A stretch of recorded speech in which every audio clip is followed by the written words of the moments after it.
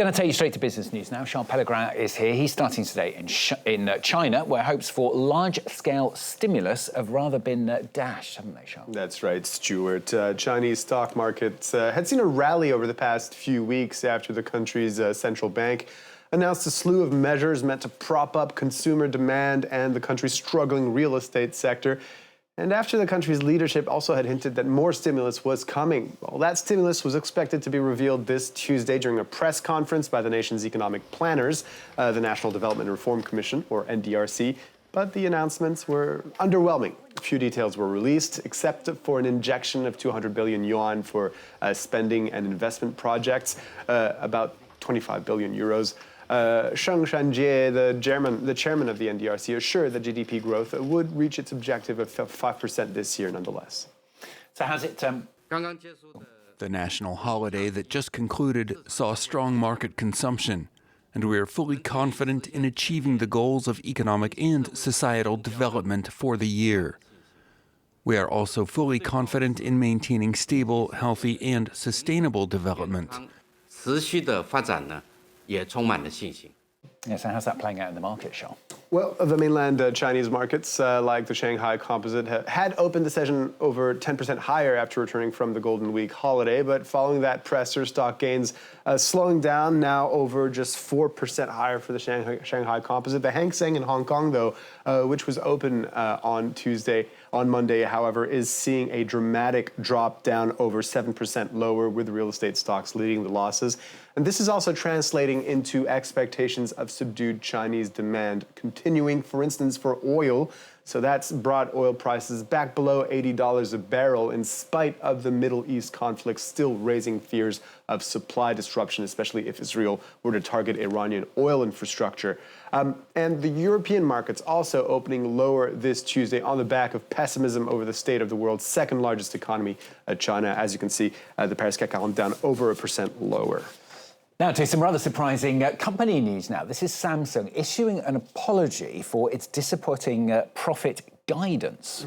Looking at the results for the third quarter, this looks quite surprising considering that its profit guidance for that quarter of this year is 274% higher than its guidance the same time a year ago. Those profits expected to be over 9 trillion won, or this around 6 billion euros. But that missed analyst expectations, which were for 11 trillion won in profits this quarter. Samsung is the world's top memory chip maker and is struggling to capitalize on strong demand for chips used in artificial intelligence servers.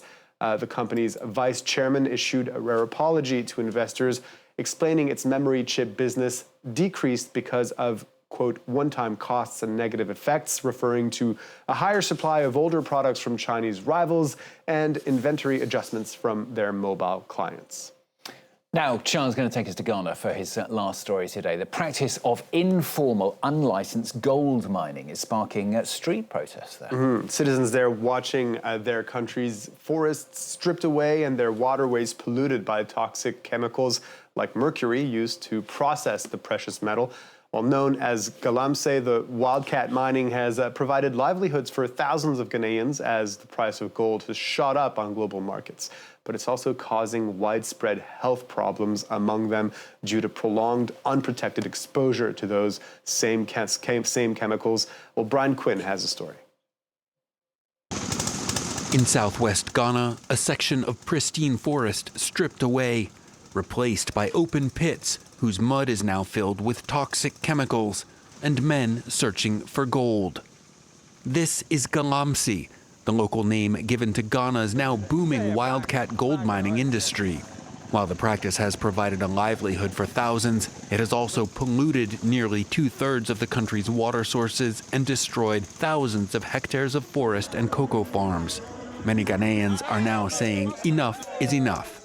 Galamsey has to stop. All our water bodies have been polluted. They say water is life. When water is life and our water bodies has been polluted, how can we live long? 40% of Ghana's gold output comes from small-scale mines. In the first 7 months of 2024, they produced 1.2 million ounces, more than they did in all of 2023, as the price of gold on global commodities markets has risen by some 30% this year.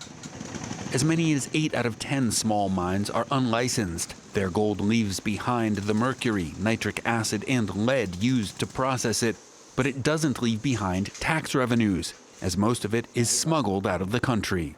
The volume of gold reported to be exported out of Ghana is not the same amount up to the countries where it's going to, like Dubai. So it's an industry that is very informal and it makes it easy for organised crime to get involved. The practice is dangerous for the miners themselves. Dozens have died in collapsing pits, with high rates of pulmonary diseases among miners and nearby villagers. Polls show Galamsey to be among the top issues for voters in December's upcoming general election. That's it for the business news, Stuart. Charles, thanks very much. Charles Pellegrin with the business on France 24.